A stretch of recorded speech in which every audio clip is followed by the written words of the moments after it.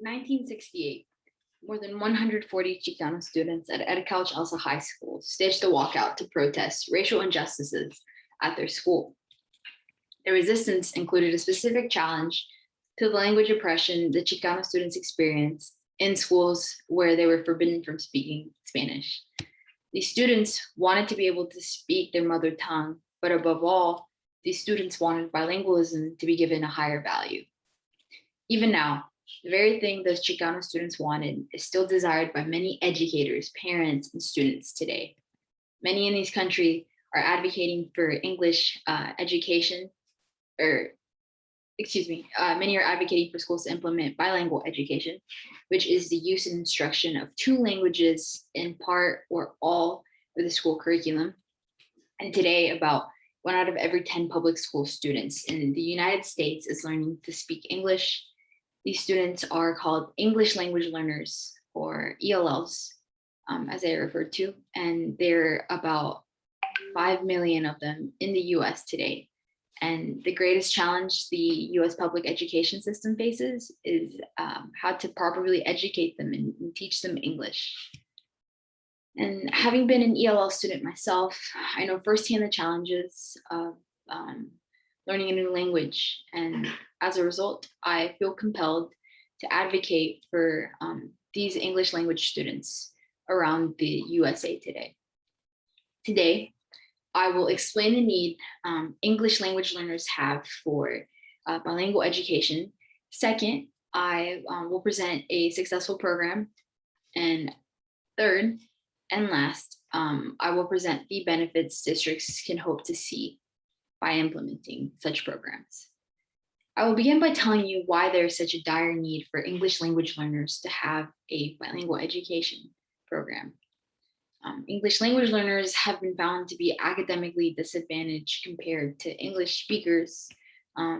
These ELL students lag behind severely in their academics, and more often than not, they are placed in ESL classrooms. And here, they are isolated from the mainstream population of a school. They learn basic English along with other students who speak basic English. And many times those other students don't even speak their same language. So you can have a multitude of different first languages in ESL classrooms.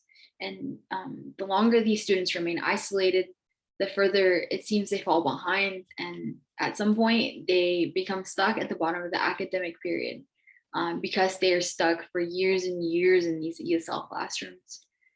So let us take a closer look at this academic difference between ELLs and non-ELL students. And if you'd allow me to, I have a figure I would like to share.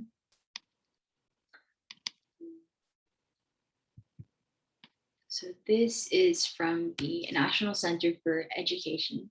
And they decided to conduct an assessment of educational progress from 1998 to 2013, so all the way from 4th grade to 8th grade for these students.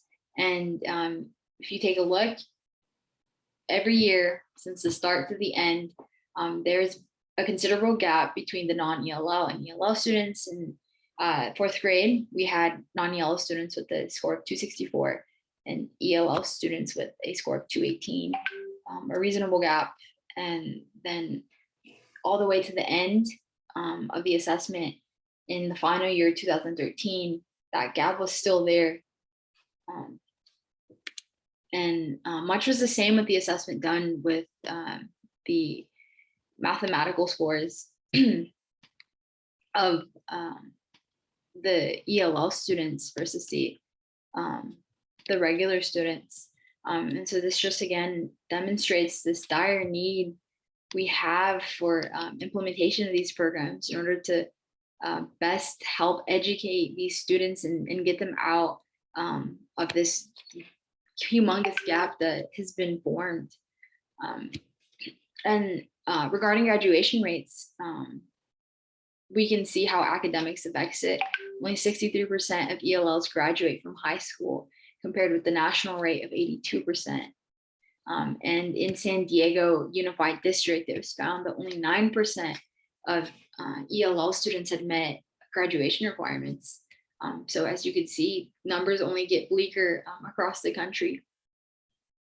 So now that we know the disadvantage that ELL students are faced with, let's discuss what districts can do to combat this academic gap. So what we need from these school districts is to put into place good bilingual education programs that are 1, linguistically, 2, culturally, and 3, developmentally appropriate for students. Ideally, these programs should have high expectations set by the teachers for the students in order to have them succeed. They should have clear goals for them. Instruction should be given in the native language.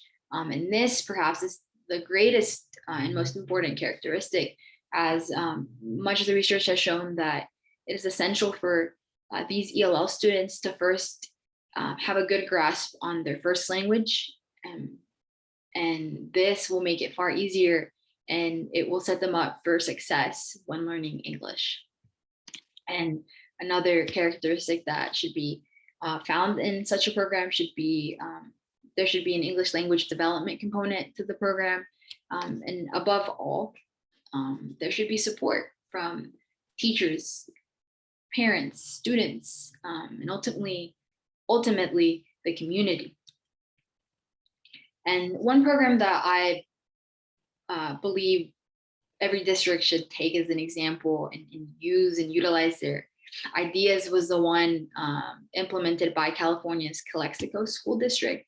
And so this district here shifted their focus from a very bare bones English program to a comprehensive developmental bilingual program that gave the students and provided them a dual language education and curriculum. So students received 80% of their material in their own language. And after students reached full proficiency in English, they were then allowed to go back to their native language, Spanish, and further develop their skills in that language. Eventually, the district found that their graduation dropout rate had reduced by half, and more than 90% of their students graduated from universities and colleges. So now, let me present to you a couple more benefits that a bilingual education program like Calexico's could bring to the table for other states and districts. First, it will close the achievement gap for ELL students, but more than that, as that gap is decreased, we will see an influx and increase in graduation rates. And as a result, this allows these ELL students to have opportunities for higher education, to pursue master's degrees, to pursue PhDs, to pursue graduate school, and to become professionals, and to not perpetuate the stereotype and stigma that is associated with being an ELL student or being in an ESL classroom. And second of all, these bilingual education programs will have an impact on the students' cultural and social growth in the classrooms for English language learners and non-English learner speakers. By incorporating these students who speak different languages, it helps create enriching academic experiences for all students involved.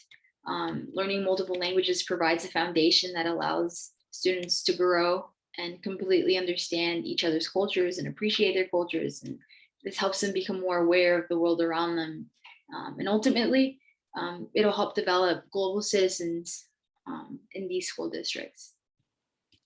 And in closing, I hope that all of you today understand the need we have for bilingual education programs in order to help these students ultimately walk across the stage and be handed their diploma. We have to advocate for them.